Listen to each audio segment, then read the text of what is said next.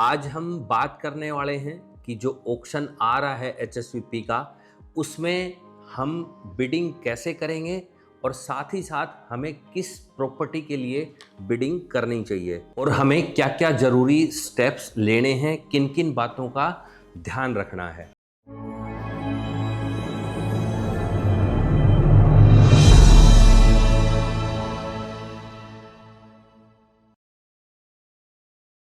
Hello friends, मैं हूं नरेश सिंह शेखावत। आज इस वीडियो में आप सभी का स्वागत है।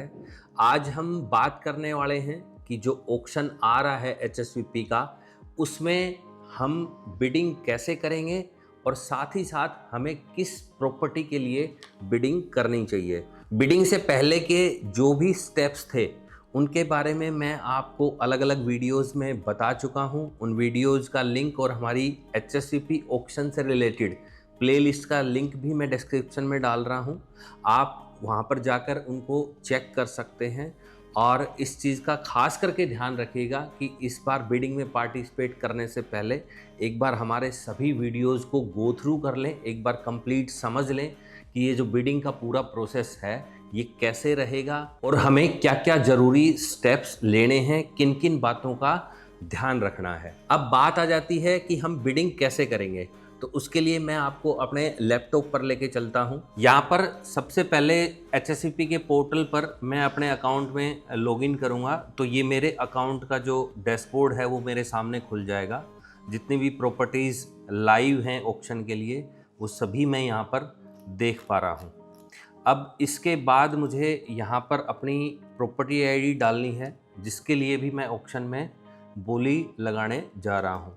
अब जैसे ही प्रॉपर्टी आईडी डालेंगे तो ये प्रॉपर्टी मेरे सामने ओपन हो गई है।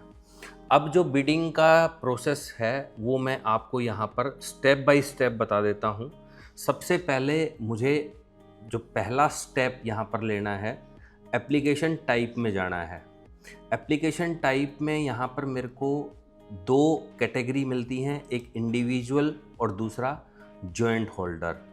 अब इंडिविजुअल का मतलब यहाँ पर ये है कि अगर मैं सिर्फ अपने नाम पर प्लॉट लेना चाहता हूँ तो मुझे इंडिविजुअल सेलेक्ट करना है, लेकिन अगर मैं जॉइंट नेम्स पर ये प्रॉपर्टी जो है लेना चाहता हूँ तो फिर मुझे यहाँ पर जॉइंट होल्डर जो कैटेगरी है उसको सेलेक्ट करना पड़ेगा।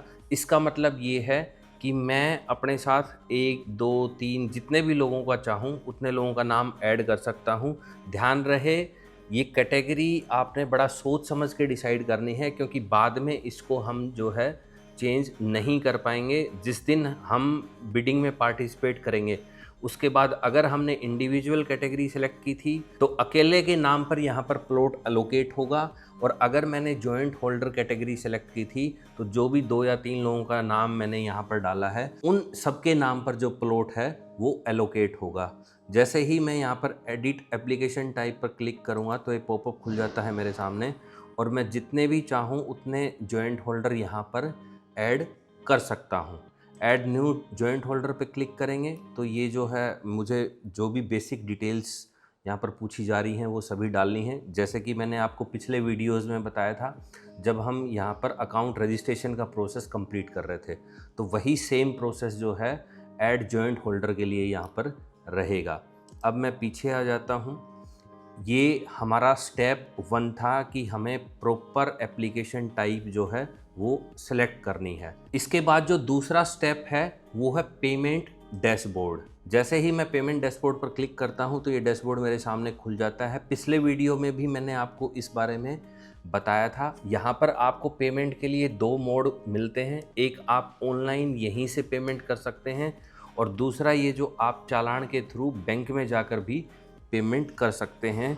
जो भी उस प्लॉट का रिजर्व प्राइस है वो हमें पे करना है। साथ ही साथ एक रजिस्ट्रेशन फ़ीस जो है वो भी एचएसवीपी हमसे चार्ज करता है। ये जो रजिस्ट्रेशन फ़ीस है ये नॉन रिफंडेबल रहेगी। तो जैसे ही मैं यहाँ पर पेमेंट कर दूँगा, मेरी जो पेमेंट है वो पेमेंट ट्रांजैक्शन हिस्ट्री में यहाँ पर रिफ्लेक्ट कर जाएंगी, और जब हमारी पेमेंट यहाँ पर रिफ्लेक्ट कर जाती है उसके बाद हमें जो तीसरे स्टेप को फॉलो करना होगा। अब आ जाते हैं थर्ड स्टेप पर। थर्ड स्टेप है ये, यहाँ पर आपको ऑप्शन दिया गया है एक्सेप्ट टर्म्स एंड कंडीशन। ये कुछ जनरल टर्म्स एंड कंडीशंस हैं जिनको हमें एग्री करना है। यहाँ पर ये जो आई एग्री का आपको बटन दिख रहा होगा, इस आई एग्री के बटन पर हम क्लिक करेंगे और इन टर्म्स एंड कंडीशन को हम सबमिट करेंगे।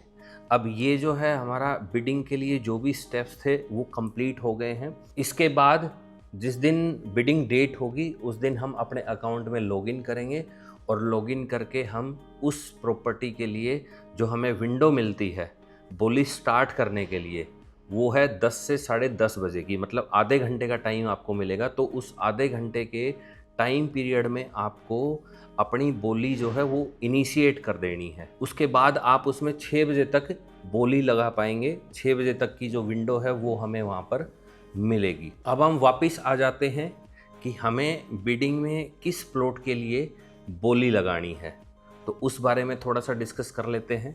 तो ये था हमारा बिडिंग का पूरा प्रोसेस जो स्टेप बाय स्टेप मैंने आपको बता दिया है। इसके बाद भी अगर इससे रिलेटेड आपकी कोई क्वेरीज हैं तो आप कमेंट बॉक्स में लिख सकते हैं।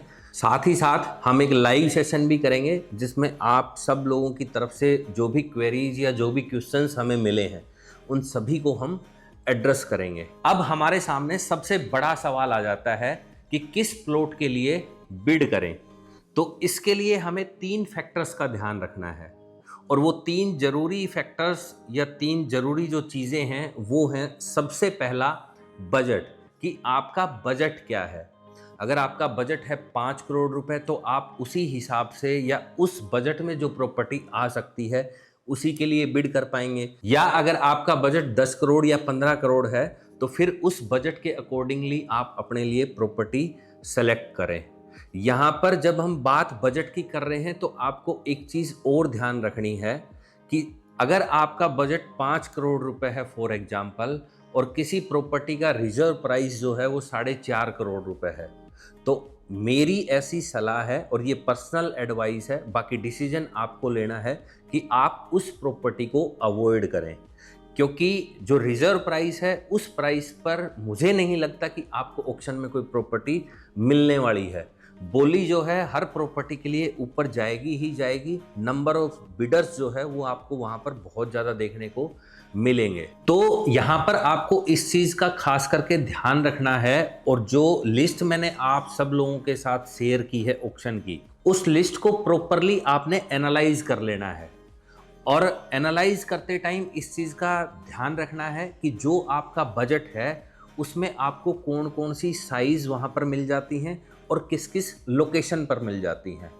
लोकेशन, साइज और बजट, ये तीनों ऐसे फैक्टर्स हैं जो आपस में एक दूसरे को कोरिलेट करते हैं।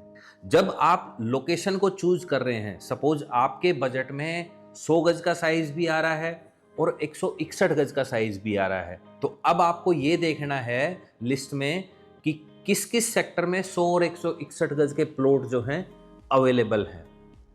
अब मान लेते हैं कि सेक्टर 57 में भी अवेलेबल है और सेक्टर 46 में भी अवेलेबल है, तो अब यहाँ पे मेन जो चीज़ आ जाती है कि आपको दोनों में से कौन सा सेक्टर पसंद है, किस सेक्टर का आरओआई पोटेंशियल क्या है। तो जब आप लोकेशन को चूज करें तो वहाँ पर एक आरओआई पोटेंशियल नाम की चीज़ का भी ज़रूर ध्यान रख लेना। हर सेक्टर का आपको आरओआई जो है वो अलग अलग देखने को मिलेगा। तो अगर आपको इस चीज़ के लिए हेल्प चाहिए तो स्क्रीन पर मेरा नंबर है, आप मुझे कॉल कर सकते हैं, व्हाट्सएप कर सकते हैं और हमारी जो पेड कंसल्टेशन सर्विस है उसको अवेल कर सकते हैं। अब जो तीसरा जो फैक्टर बच जाता है जब भी हम अपने लिए प्रॉपर्टी फाइनलाइज कर रहे हैं बिडिंग के लिए, वो है कि फ्यूचर पोटेंशियल ऑफ एप्रिसिएशन क्या रहेगा। सपोज आपके बजट के हिसाब से आपने 3 सेक्टर्स को सेलेक्ट कर लिया है, सेक्टर 46, सेक्टर 42 और सेक्टर 57। अब आपको यहाँ पर ज़रूरत पड़ेगी कि आने वाले 5, 7, 10 साल के होराइजन को अगर हम लेके चलेंगे तो उस टाइम पीरियड में कौन सा सेक्टर जो है वो ज़्यादा पोटेंशियल रखता है ग्रो करने का, या कौन सा ऐसा सेक्टर है जिसमें appreciation compare to other sectors ज़्यादा आएगा। तो इस चीज़ के लिए भी जो है आपको एक अच्छे डीलर की ज़रूरत पड़ेगी, वही आपको ये बता सकता है।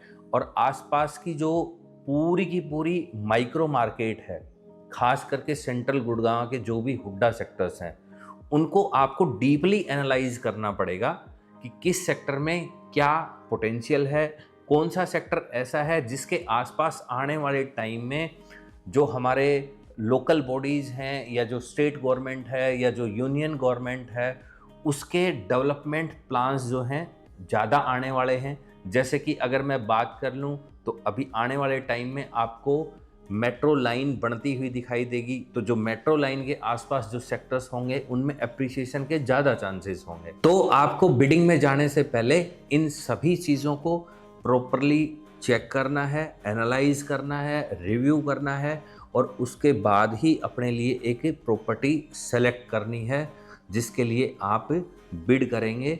इसके अलावा आने वाले वीडियोस में मैं अपनी कुछ पर्सनल रिकमेंडेशंस भी आपके साथ शेयर करूंगा। सभी साइजेस की हम बात करेंगे और रेजिडेंशियल कमर्शियल की भी हम बात करेंगे। तो मैं आपको आने वाले वीडियो में ये बताऊंगा कि मेरे हिसाब से कौन सी प्रॉपर्टी इस ऑक्शन में ऐसी होगी जो फ्यूचर पोटेंशियल के हिसाब से, एप्रिसिएशन के हिसाब से, आरओआई के हिसाब से आपके लिए बेटर अपॉर्चुनिटी हो सकती है। आज इस वीडियो में इतना ही। नेक्स्ट वीडियो में फिर आपसे मुलाकात होगी। तब तक आप सभी को मेरा नमस्कार।